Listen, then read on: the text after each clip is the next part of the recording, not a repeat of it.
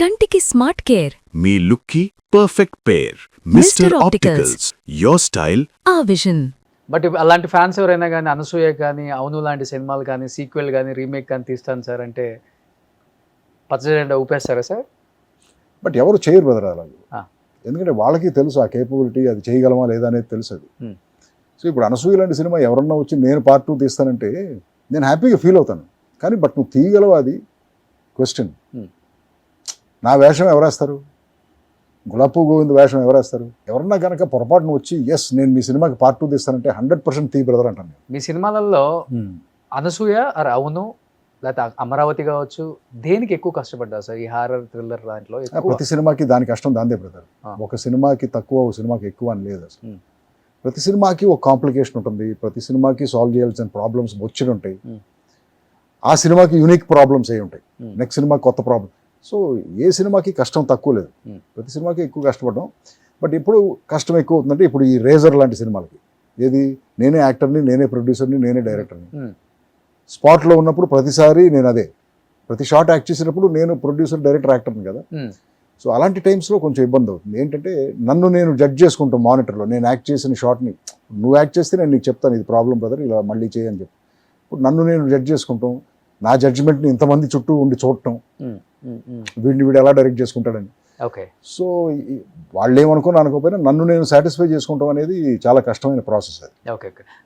అంటే నచ్చుతుంది మీ మీ ఆలోచించే విధానం. నాకు ఇప్పుడు సోగ్గాడ్ ఉంది కదా, దాంట్లో అది బ్లాక్ అండ్ గ్రే ఏదో కలర్స్ది, అసలు ఆ ఆలోచన నెక్స్ట్ లెవెల్ అది. అవునవును, సూపర్ ఉంటుంది అది. అది ఒక డిఫరెంట్ ఎక్స్పీరియన్స్ అది. అదే కష్టం. ప్రాబ్లమ్స్ అంటే రోజు వస్తాయి కదా ప్రాబ్లమ్స్. ఇప్పుడు గోపన్నపల్లి అనే ఏరియా ఉంది చూసావా? అవును. అప్పుడు గోపన్నపల్లి ఫ్లాట్ ల్యాండ్, కంటి చూపు మెరలో బిల్డింగ్ ఉండదు. ఇప్పుడు నువ్వు అక్కడికి వెళ్తే అన్ని హై రైజ్ బిల్డింగ్స్, విల్లాసే ఉంటాయి. అవును. బట్ అప్పుడు ఏముండేది కదా, అక్కడ ఫ్లాట్గా ఉండేది ల్యాండ్. నేను ఫ్లాట్ ల్యాండ్ కోసం ఎత్తుకుంటూ వెళ్ళి గోపన్నపల్లి వెళ్ళాను. నేను చూస్తే ఈ ఫ్లాట్ ల్యాండ్ ఉంది. ఓహో ఇక్కడ తీద్దాం సాంగ్ అనుకుని 2 సాంగ్స్ తీసాం అక్కడ, అల్లర్లో ఒకటిను, సోగ్గాడ్లో ఒకటి. ఓకే. సో ఆ ఫ్లాట్ ల్యాండ్లో ఏం చేసాం, నాకు పిచ్చి పిచ్చి ఆలోచనలు కదా ఆ రోజుల్లో. ఇక్కడ ఏంటంటే ఇక్కడ ఒక విండ్ మిల్లు కడదామన్నాను. విండ్ మిల్లు ఇక్కడ ఏంటి అన్నారు, సరే కడదామన్నారు, కట్టాం విండ్ మిల్లు. నేల మీద ఒక పెద్ద 40 అడుగుల క్లాక్ ఉండాలన్నాను. ఈ క్లాక్లో ఒక పియానో ఉండాలి. పియానో ఆగిపోతుంది, పియానో ఎంతే ఉంటుంది ఆగిపోతుంది, కానీ దాని కీస్ మాత్రం ఒక 15-20 అడుగులు ఉండాలని. పియానో కంటే ఎక్కువ కీస్ ఉండాలి. ఓకే. సో ఇలాంటి మ్యాడ్ ఐడియాస్తో, అబ్స్ట్రాక్ట్ ఐడియాస్తో ఆర్ట్ డైరెక్షన్ చేసాం. డాన్సర్లు అన్నారు, డాన్సర్లు అందరూ ఉంటారు బ్రదర్, కానీ అందరూ బొమ్మలే. వాళ్ళు కూడా పాతేసి ఉంటాము, సగం బాడీ భూమి లోపల ఉంటుంది, సగం బాడీ పైన ఉంటుంది. ఇలాంటి ఆర్ట్ డైరెక్షన్. బట్ నా మ్యాడ్నెస్ని యాక్సెప్ట్ చేసి మా వాళ్ళందరూ క్రియేట్ చేసేవాళ్ళు ఇవన్నీ. ఓకే. చేసిన తర్వాత ఒక సీక్వెన్స్ ఏదో తీస్తున్నాం. అప్పుడు ఆర్ట్ డైరెక్టర్ కూడా అప్పటికి ఇన్ఎక్స్పీరియన్స్డ్, 2వ సినిమానో 3వ సినిమానో. విండ్ మిల్ అయితే కట్టాడు, కానీ దానికి ఫౌండేషన్ వేయాలనేది మర్చిపోయాడు. ఓకే. 40 feet విండ్ మిల్ కట్టాడు స్టీల్తో, ఫౌండేషన్ వేయాలి, అలా నిలబెట్టేశాడు నేల మీద. డాన్సర్లు ఉన్నారు, ఎండ కదా. ఆ విండ్ మిల్ పక్కన వెళ్ళి ఒక 6 డాన్సర్స్ కూర్చున్నారు. నేను షార్ట్ రెడీ అని చెప్పేసి కమ్ అన్నాను. వాళ్ళు 6 డాన్సర్స్ పరిగెత్తుకుంటూ వచ్చారు బ్రదర్. వాళ్ళ వెనకాల ఆ విండ్ మిల్ అలా పడుతుంది నా కళ్ళ ముందు. జస్ట్ మిస్ బ్రదర్, ఇలా ఎడ్జ్ ఇలా క్రాస్ అయ్యారు, విండ్ మిల్ ఎడ్జ్ వచ్చి ఇలా టప్ అని పడింది. సో ఇలాంటి ప్రాబ్లమ్స్ జరుగుతూ ఉంటాయి. ఇప్పుడు షూటింగ్ చేయాలి నైట్, ఇప్పుడు విండ్ మిల్ని మళ్ళీ లేపాలి పైకి, ఎలా లేపుతాం? అప్పుడు ఇండస్ట్రియల్ క్రెయిన్స్ ఇలాంటివి వస్తున్నాయి అనమాట. సో 2 క్రెయిన్స్ తెప్పించి విండ్ మిల్ లేపి మళ్ళీ సెక్యూర్ చేసేదని మళ్ళీ. సో ప్రతి సినిమాకి ఏదో ఒక ప్రాబ్లం ఉంటుంది. అలాగే ఇప్పుడు రేజర్ ఉంది. రేజర్కి ఒక యాక్షన్ ఎపిసోడ్ అనుకున్నాను. ఒక 120 కార్లు కావాలనుకున్నాను, స్క్రాప్, రకరకాల కార్లు. 120 కార్లు ఎక్కడ దొరుకుతుంది అసలు? స్క్రాప్ ఎతికాం, ఒక ప్లేస్కి తీసుకురావాలి. ఈ 120 కార్లని ఒక ప్లేస్కి తీసుకొచ్చి అసెంబుల్ చేసి దీంట్లో ఒక 25 కార్లు పైన ఉండాలన్నారు, పైన రూఫ్ మీద ఏలాడుతూ ఉండాలని. ఓకే.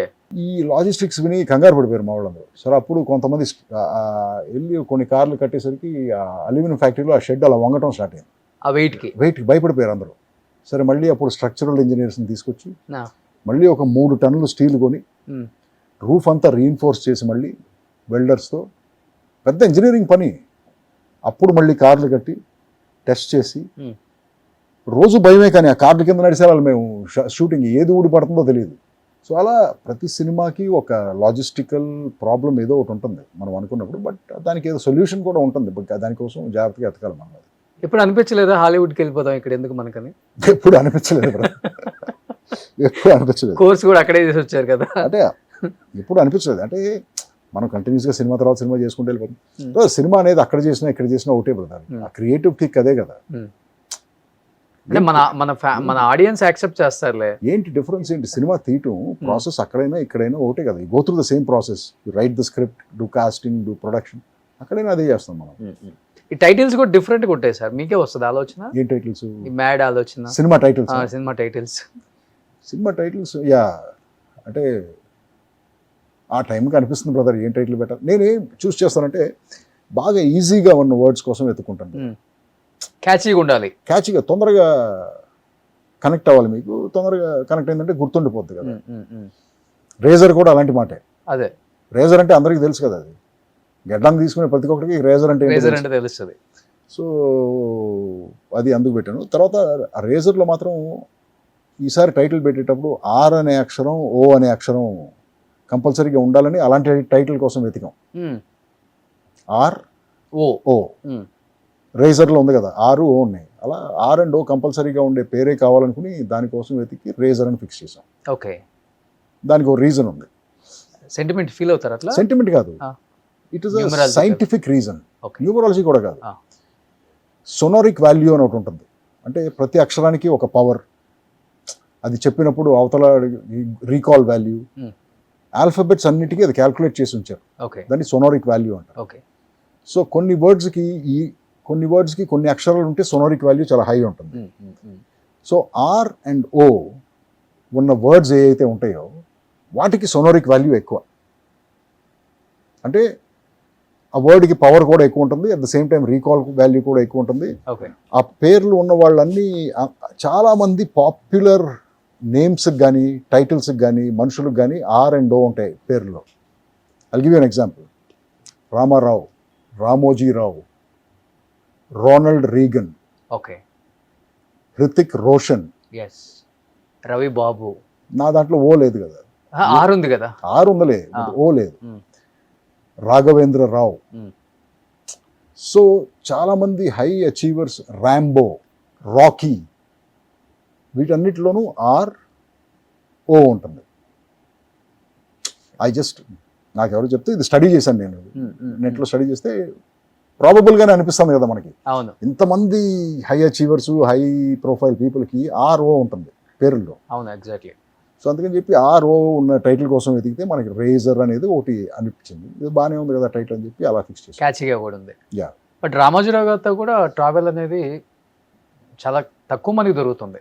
అవును, ఆయన సినిమాలు తీయటమే చాలా చూజీగా తీస్తారు. కథ మీద ఆయనకు అంత పట్టు ఉంటుంది, యాక్టర్స్ మీద అంత అవగాహన ఉంటుంది.